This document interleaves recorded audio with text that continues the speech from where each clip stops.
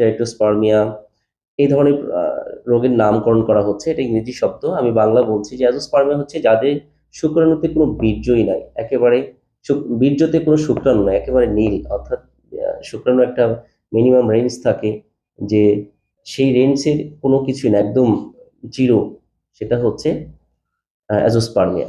আর oligospermia যেটা, সেটা হচ্ছে যে মিনিমাম একটা পুরুষের 20 থেকে 40 মিলিয়ন শুক্রাণু থাকতে হয়।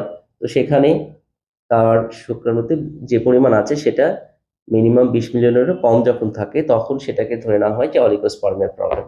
এছাড়াও অনেকের দেখা যায় টেট্রোস্পার্মিয়া, অর্থাৎ শুক্রাণুর যে গঠন প্রক্রিয়া আছে সেটা অনেক কম থাকে, অথবা অনেকের দেখা যায় যে শুক্রাণু অনেক দুর্বল, শুক্রাণুর যে গতিটা থাকতে হয় সে গতিটা নাই।